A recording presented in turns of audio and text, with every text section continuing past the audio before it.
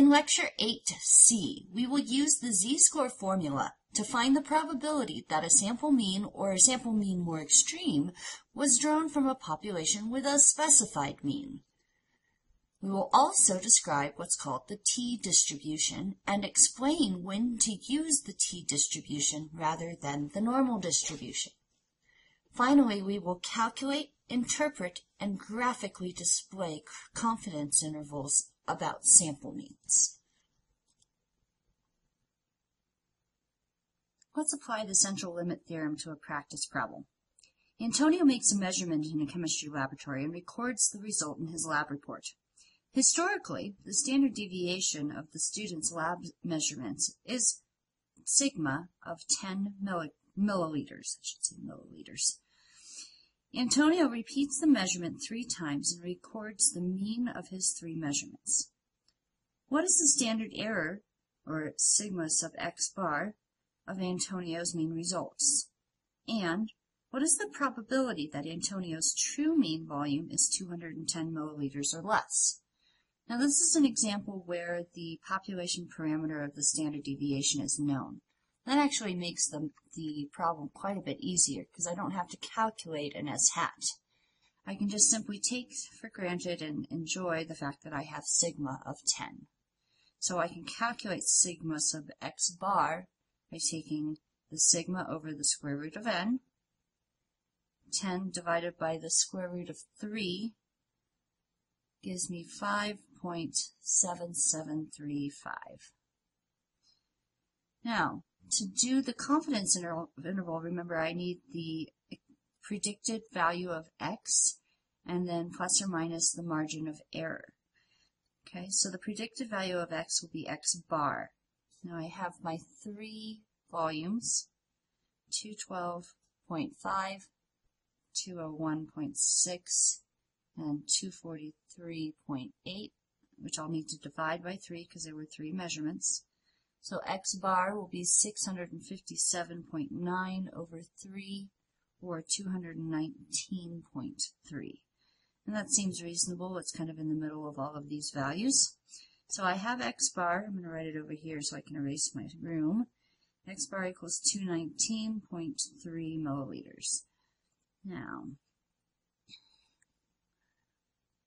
the next part of this question, now that we've calculated, oh, I just erased it. The sigma sub x bar was 5.7735. There we go. We've calculated the standard error of Antonio's results. So now what we want to do is we want to apply it in a probability question. So I'm going to go ahead and draw myself a normal distribution. And because this is a sampling distribution of sample means, the middle is actually our mean measurement from Antonio, which is 219.3. And the sigma sub x bar was 5.77. So I could set up my curve. I'm going to be interested in 210 or lower, so I'm just going to go left and set it up. If I subtract the standard error, you get 213.53, and then minus 2 of them is 207.76. And I can now mark approximately where my 210 line would be, because 210 was the value of interest. And it says or less. So there is the area of the curve I want, which remember would be column C in the table of standard normal probabilities. Alright, getting close. It's not on a standard deviation line. I mean, I could make an estimate of somewhere around 5%, it looks like. But to actually know the real value, I need to calculate the z-score. And it's a z-score because I know the population standard deviation. We're going to also work with situations when we don't know it during this chapter lecture.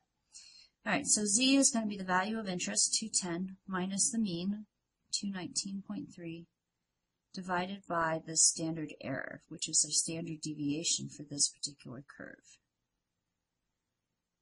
Plug that through and you get a z value of negative 1.61. And I have it all ready for us down here. And again, we want column C because that's the tail part. And it gives us a very reasonable value for my prediction of a probability of 0.0537.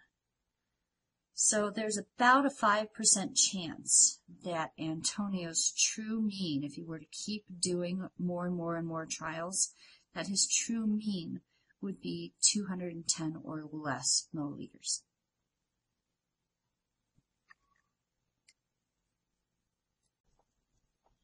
Remember, it is unlikely that you'll know the population parameters when you're working with a real sample.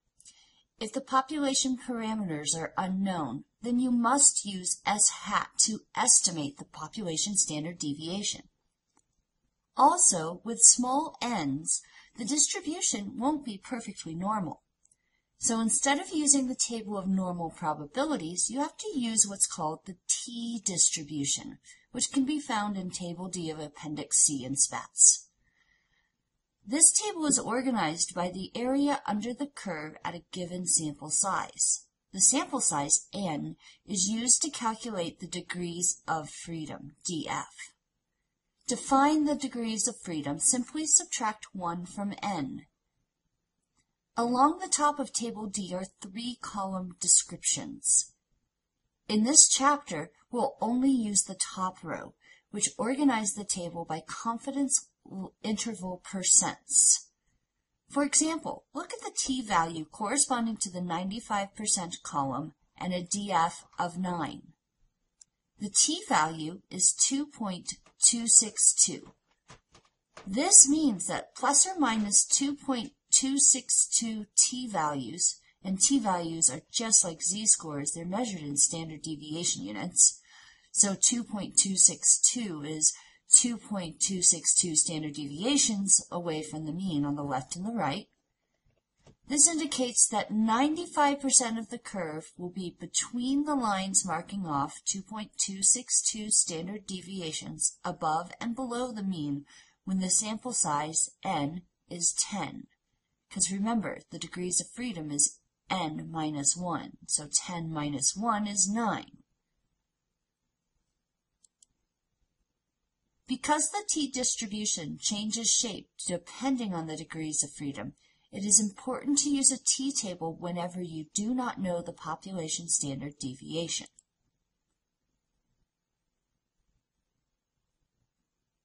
We're almost to the point where we have enough background knowledge to begin running inference tests. The last item we must master is what's called a confidence interval. You're familiar with confidence intervals because you've seen all kinds of polls reported in the media.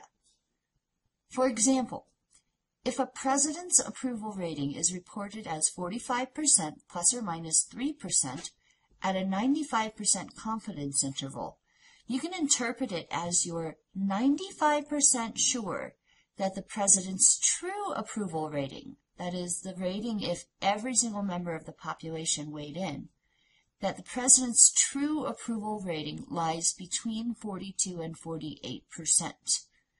With sampling, remember, you must accept that you'll never know for certain if you're right. That is, there's still a 5% chance that the true population mean approval rating is either below 42 or above 48%. In this example, the estimate is 45%, and the margin of error is 3%. Let's work an example where the population parameters are known. In 1996, 1,084,725 college-bound seniors across the globe took the SAT. For the SAT math section, the mean was 508, and that's population mean, and the population standard deviation was 112. Now, California is special because California students don't generally take the SAT because it's not one of the accepted items for in-state universities. So any students that do take the SAT in California have self-selected to do so. Therefore, the mean that those students have wouldn't really represent all of the high school seniors in California. You want to estimate the mean SAT math score for the more than 250,000 high school seniors only in California. Only about 45% of the California students take the SAT, and these self-selected students are planning to attend college out of state and are not representative of all California seniors.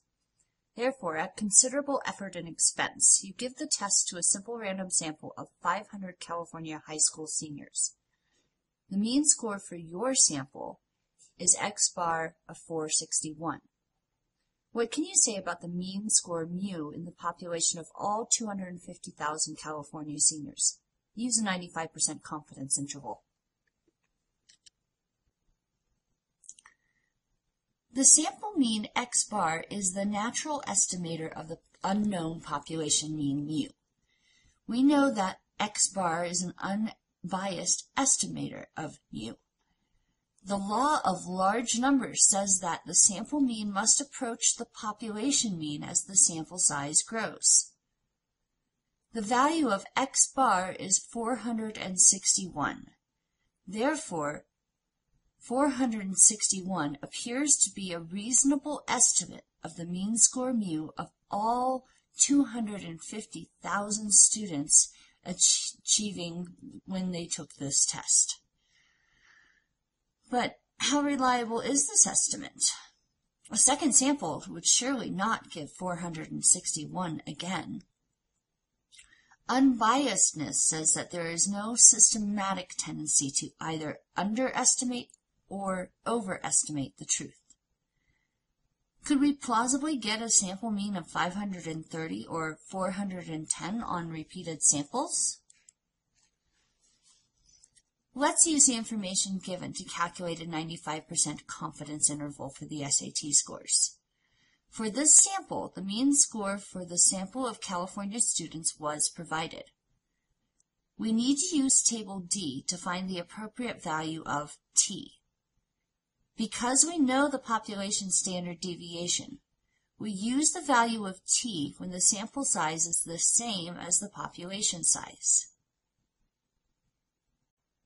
I've gathered everything that I need to solve this problem and to get a confidence interval for those SAT scores. Now the estimate, the X bar, comes from the sample. So this value, 461, will get substituted for X bar. Then the margin of error term needs to be calculated. I'm going to use the the T score, which actually is also a Z-score in this case because we know the population standard deviation. But regardless, for the 95% confidence level, my T-score that I'm going to use is 1.960.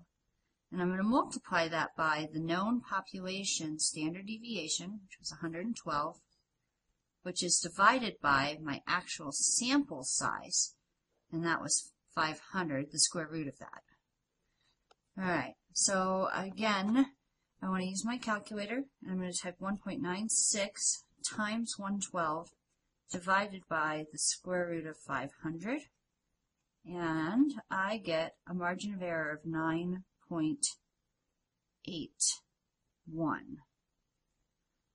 Okay, so 9.81 tells me that if I were to draw a curve for this guy, and this is for the sampling distribution, so my mean in the center is the estimate.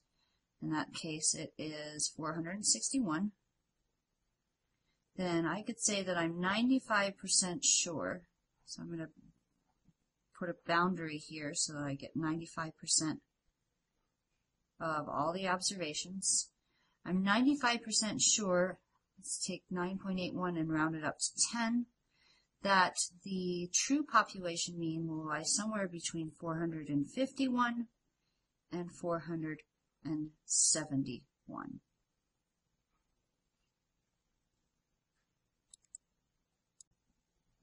This is a rare occurrence in real life because, unlike SAT data, when the scores of all test takers is known, most researchers never get to work with complete census data of the population. Calculating the confidence interval when population parameters are unknown. Mehdi Kumar has been weighing himself once a week for several years. Last month, his 4 measurements in pounds were 190.5, 189.0, 195.5, and 187.0. Give a 90% confidence interval for his true mean weight for last month. We need to calculate a confidence interval this time with unknown population parameters. If I want to calculate the mean weight and the predicted population standard deviation, I need to pull out my calculator, or you can use Excel if you want to. Makes it even a lot faster. I'm going to go ahead and show it because it's good review anyway.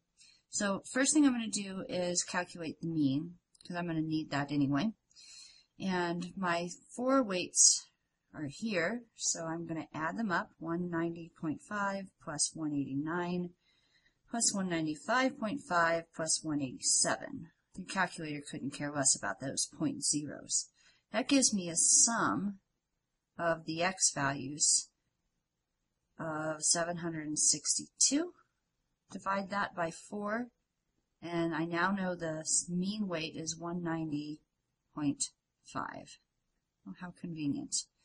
Okay, so to calculate the standard deviation, I'm going to set up one of my old school tables there, where I start with the x values, 190.5, 189, 195.5, 187, and then I find the deviations. So you want to do x minus x bar. 90.5 minus itself is 0. 189 minus 190.5 is negative 1.5. Kind of a shame that I just did that in the calculator. 195 minus 190.5 is going to be 5, and 187 minus 190.5 is negative 3.5. I guess it's better to be sure than to make mistakes. X minus x bar, quantity squared, 0 squared is 0. 1.5 squared, negative 1.5, but the negative goes away, is 2 1/4. 5 squared is 25, and 3.5 squared gives me 12.25. Add up those guys, and I have 2.25 plus 25 plus 12.25, and I get 39.5, which is the sum of the deviations squared. I'm going to divide that by n minus 1. There are 4 weights, so n minus 1 is 3. And that gives me a value that's inside that square root sign of 13.166 repeating. So I'm going to take the square root of that answer. And I get a value for S hat of 3.62859.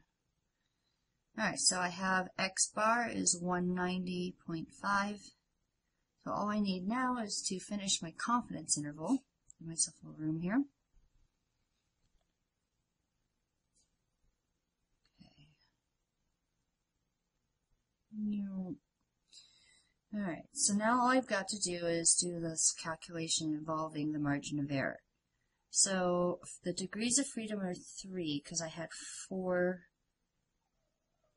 weights in my sample, and n minus 1 gives me the degrees of freedom, and I've been asked to calculate a 90% confidence interval. So that gives me a t-value of 2.353. Multiply that by the standard deviation, predicted standard deviation, 62859, all over the square root of n being 4. So I have 3.62 and change divided by 2, because the square root of 4 is 2. And then multiply that by 2.353, and you get the margin of error to be 4.269. And all of his weights were done to 1 decimal, so it's appropriate now to go ahead and round to 1 decimal, so 4.3. So final answer. My friend here, Mehdi, could be sure that his true weight, he's 95% sure anyway, lies somewhere plus or minus 4.3 pounds of 190.5.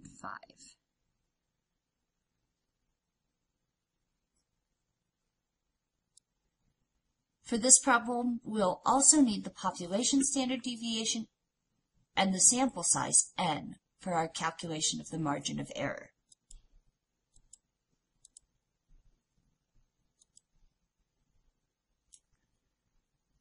To interpret what we've just done, we are 95% confident that the interval between 456 and 466 will contain the true population mean for all California SAT math test takers in 1996.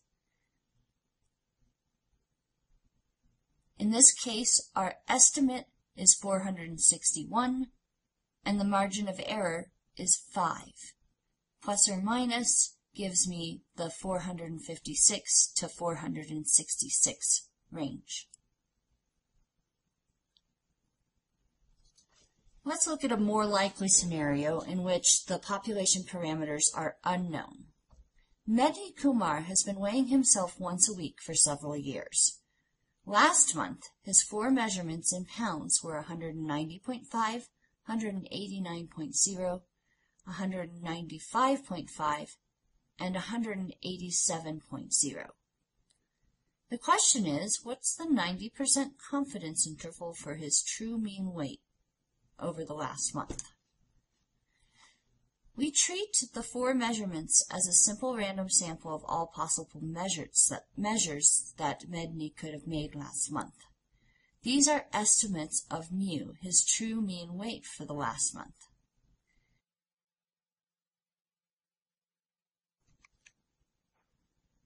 I am quoting or paraphrasing Spatz's words about graphically displaying confidence intervals on page 166. Here are 2 ways to graphically display confidence intervals. The features of figure 8.7 are, in the top curve, a population of scores distribution. Then immediately below it, a sampling distribution of the mean when the sample size is 25. And then finally, 20 95% confidence intervals based on random samples of n equals 25 from the population. On each of the 20 horizontal lines, the endpoints represent the lower and upper limits, and the filled circles show the mean. As you can see, nearly all the confidence intervals have captured the mean, except one. Here it is. It makes sense, though, because 1 out of 20 of the 95% confidence intervals didn't contain the mean, because 1 out of 20 is 5%. Because the interval encompasses 95% of the observations, it makes sense for 1 out of 20 of the sample means to not be captured by that original confidence interval. As you know from reading textbooks and articles, a bar graph that shows 2 or more means that appear different conveys the idea that the means really are different. That is, it never occurs to most of us that the observed difference could be due to the chance differences that go with sampling. However, if confidence intervals are added, they direct our attention to the degree of chance fluctuation that is expected for sample means. Figure 8.8 is a bar graph of the Chapter 3 puberty data for females and males. In addition to the 2 means, 12.75 years and 14.75 years, 95% confidence intervals are indicated by lines, often called bars, that extend in either direction from the means. On the left side of figure 8.8, look at the extent of the confidence interval for females. The sample mean of the males is not within the confidence interval calculated for the females. Thus, you can be 95% confident that the interval that estimates the population mean of the females does not include the sample mean of the males. In short, these confidence intervals provide assurance that the difference in the 2 means is not due to differences that go with sampling, but actual differences in population means.